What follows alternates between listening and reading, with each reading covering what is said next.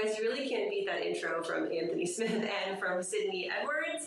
And they're right, I'm Keely Nix, and we're getting started on our road to the future of supply chain. We are right here in Chattanooga, just down the street from FreightWaves this morning, about 4 blocks down Market Street, and super excited to get this road trip kicked off here in our hometown. What we're going to do is we've got 5 interviews across 5 different cities for the next 5 days. We are a full week out from the start of the Future of Supply Chain starting Monday, May 9th. And we're getting excited. The excitement's been kind of palpable across the FreightWaves airwaves and across the studio for the last few weeks, but now it's kind of growing bigger as well. And so what we're going to do is we're going to highlight 5 great companies across those 5 cities for the next few days, starting off here in our hometown with AJ Cheek, who is the Chief Innovation Officer at Repowr. So AJ, thank you for being our first guest on the Future of Supply Chain. Well, thanks, Kayla. Great to be here. We're honored to be the first stop and to be the representative for this great city and for Repowr at least. Our headquarters, Chattanooga. Yeah, and so you guys, we're down on Warehouse Road right now. You've got some exciting news about what's going to happen with the future of Repowr, right? Can you tell us a little bit about it? Yeah, absolutely. So Repowr itself is a platform that allows transportation companies to collaborate and to share equipment virtually. So we provide a chain of custody and an asset management platform that allows them to do so. And in large part, thanks to this community, we've had tremendous growth over the last year. And so we are now at about 10 employees, growing to 15 quickly. So it's a really exciting time. And shout out to Brickyard, folks that believed in us initially. They've got an incredible office that's opening up just next week. So we'll be moving in there, and it's just off of Main Street. And so while it's not Freight Alley, it's just down the road. I still think that it's pretty close, and our founder and CEO, Craig Fuller, likes to call Chattanooga the heart of Freight Alley, right? We're in the crossroads of 24 and 75, right between those 4 major markets. And this is kind of a good place for our freight companies to set up shop, which is why we thought it was a good place to start and feature a company like you guys, the startup for the start of this Future Supply Chain road trip. Can you talk to us a little bit about how Repowr kind of got its start and how you guys have gotten into this industry and grown through it? Yeah, absolutely. So we are logistics through and through. We are a tech company. But we're coming at it from the logistics side of things. And we've got 2 great co-founders, Patrick Byzantainer and Spencer Ware. They've both got a history in logistics, but from different sectors. Patrick came at it from the asset-based companies. So he got to see large asset fleets with trucks up against the fences. When they got to see trailers, when they see the world of not having access to trailers when they needed them. Not being able to grab a tractor, during a breakdown environment. That's where the name Repowr came from initially. Spencer came at it from the insurance side of things. So Spencer wrote and sold insurance to large trucking companies previously. Saw rising premium rates. Saw the wave of usage-based insurance product coming on the market. Collectively together, they thought, hey, there's a lot of waste in this industry around assets, around asset utilization, the price, the fixed price that's involved with those assets. And I believe that technology was at a place where you could have a platform like Repowr's. And so they buddied up with some folks from Chattanooga, former Access guys and Lamppost and Brickyard now folks. So that collaboration and the connections they're able to make there, as well as tapping in the resources that Chattanooga has provided with us with great support from folks like US Express and Covenant, have brought us where we are today. So we're excited about where we're going, and that's sort of how we've gotten to this chair today. So asset sharing is something that I think is really interesting in the industry because it's not typically a first step solution for companies, right? That's kind of like a last ditch effort. Like, I can't get access to all the stuff that I need, so okay, I guess we'll share, right? It's like that kid on the playground. I guess we'll share my toys. But can you talk a little bit about why asset sharing should be something that folks use as one of their maybe initial strategies or main strategies when it comes to running their company? Yeah, absolutely. So first and foremost, it truly is not a non-traditional method. So it hasn't been really available in a viable way. Folks have tried it traditionally with pooling or with a select group of partners, and that's made a lot of sense. But to do it at scale, there has not been a platform and the technology in place to do it. And we think that restraints really highlighted by the COVID era have really forced folks, as your show has covered at length, to rethink their supply chains and how they approach these flexible solutions to better set themselves up for a sustainable future. And so I may have lost track of your question there, but that's how effectively you don't think of it at first. But what was the second part of your question? Talk about just kind of why it's a viable option and why it's almost something that you should work into the initial strategy of your company, right? If you're talking about asset management and asset utilization, there should have that shared piece in there that works somewhere into your initial strategy. Yeah, absolutely. So the first thing you should think about is the fact that it's available now, and that's a big piece to it. There is a platform, and again, it's a big plug here, but there is a platform that allows for shared visibility, so you don't have to worry about any dark spots into the sharing of equipment. All parties involved are going to see where the assets are while they're being shared. They're going to have mileage tracking. They're going to have a chain of record for any of the in-gate, out-gates, or handoffs. And they're going to have visibility into the agreements, the interchange agreements, and that sort of thing that need to be in place. So it's now a viable option on that front. On top of it, through great partnership locally in town, we do have the ability to offer usage-based insurance products that were hard to tap into previously that are now available. And so that allows you to upsize fleets or even downsize very quickly in a way that was not previously possible. We talk a lot about the need to pivot when it comes to rethinking the way your supply chain works, right? Whether that's from a geopolitical event or from COVID-19, the pandemic like that, and kind of a change in capacity, a change in demand, et cetera, et cetera. Can you talk a little bit about how asset sharing gives more flexibility to companies like that and gives them the ability to either maybe pare down on what they're not using, because, if the truck's not running, it's not making money.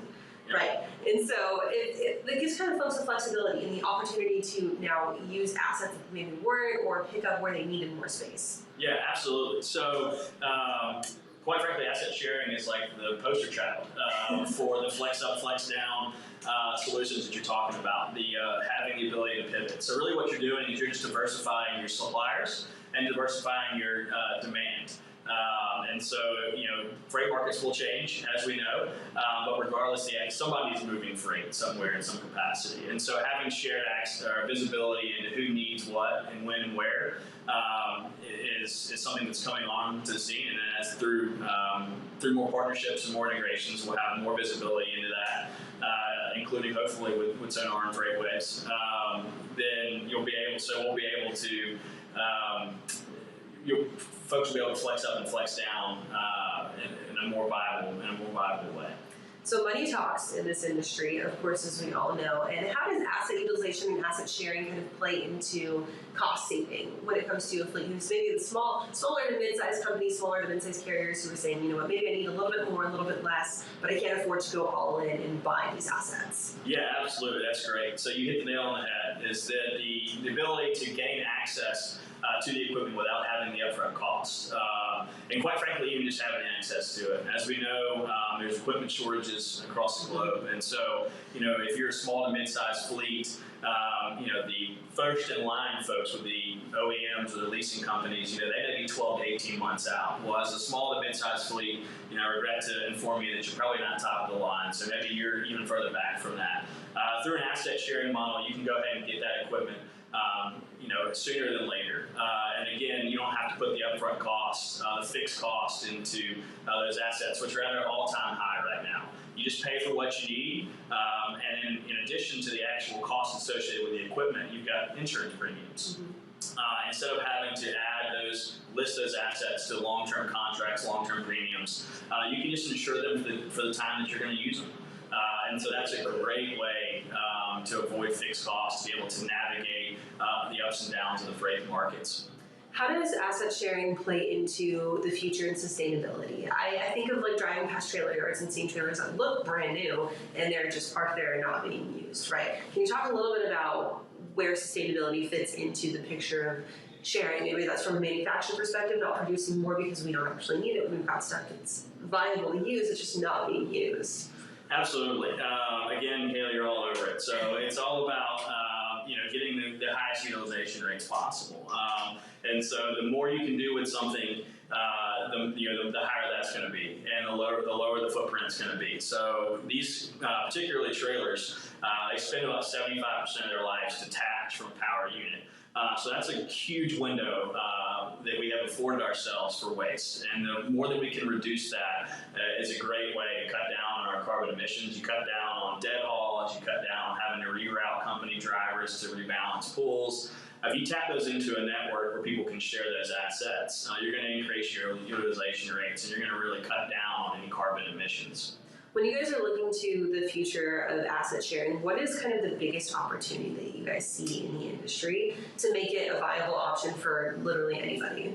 Yeah, so all of that is going to come through continued adoption. So talking to folks like you, continuing to learn from the industry, but as well as educate the industry that this is a viable option, that it's possible to reliably and securely share equipment, gain access to it, or allow others to have access to it. So we think as we get more folks in the ecosystem involved, including on the shipper front, to understand that, hey, when you're doing your RFPs, you may not have to request 5 trailers per carrier per load. You know, we can drop that down to 2, 3 trailers per load. As we start to gain more data on that, and as the industry starts to become acquainted to, hey, this works in a secure way, and really can cut down the number of assets needed to haul the same amount of freight, then with that comes lower freight costs. And that's where you have your ultimate adoption, is when the industry as a whole starts to see the macro savings and increased utilizations that come from a shared model. So before we let you go, you mentioned that you guys are thinking about moving soon. You've got the company growth. You guys are hiring more employees. What else is exciting for the future of Repowr? Are you guys looking at anything big, any other opportunities to capitalize on? Yeah, well, we've got some, it seems like every day something new happens around here that's pretty neat. And, you know, we've found ourselves in a pretty cool place with the crowds that we operate with. And so that's a lot of fun, just to have the new things that pop up for us. But particularly, we've got, on the hiring front, we've got some pretty exciting news that we can't share quite yet, but it's coming soon. And Freight Labs will certainly be keyed in on that, no doubt about it. And then we're continuously integrate with our partners, integrate from a business standpoint as well as a technology standpoint. So we've got some really cool solutions coming on the integration front that we really think are going to drive the needle for the industry and the sharing economy. So a lot to be honest, but really just being here today with you is a big part of that, and we'll see you in Arkansas. Yeah, AJ, it's been great to get this started, kicked off with you for the first stop on our road trip, and honored to meet with you guys in warehouse for, like I said, just about like 4 blocks down from our studio. If folks want to get in touch with you guys at Repowr and maybe kind of learn a little bit more about what y'all do, where can they go to do that? Yeah, so repowr.com is the best place to find us. You can learn about how our entire system works, whether you want to go gain access to equipment or you've got some extra equipment that you want to make available, generate revenue on. You can learn all that at repowr.com. Of course, you can also email us at info@repowr.com. Awesome, AJ. Well, thank you one more time for joining us today, and we're excited to see you in Arkansas in just one short week. And before we get there, we've got 4 more stops that we're going to take. Coming up next, we'll be with the folks of Shipt, coming out of Birmingham. Shipt is one of those e-commerce retailers, back-end platforms that has grown to wide success across the COVID-19 pandemic, so we're excited to talk to them. And then we'll just give a little teaser about where we're going to be in Memphis and Little Rock and Rogers, and we'll see you guys all over the Future of Supply Chain stages, all those 2 days, May 9th and 10th of next week. If you haven't gotten your tickets yet, there's still a little bit of time to do that. You can head to live.freightwaves.com to get that done. And while you're there, check out the rest of our event space as well. It's going to be super exciting. Our agenda's already published, so you can go check that out. Our keynote speakers include Governor Asa Hutchinson from the Governor of Arkansas and Stuart Walton of the Walton family of Walmart, so check those out for sure. Also, make sure that you're following along. I've got some behind-the-scenes content from our road trip talking about what it takes to pack for 12 days on the road, what my favorite road trip snacks are. Maybe follow me on LinkedIn for that behind-the-scenes content. We'll catch up with you guys tomorrow from Birmingham.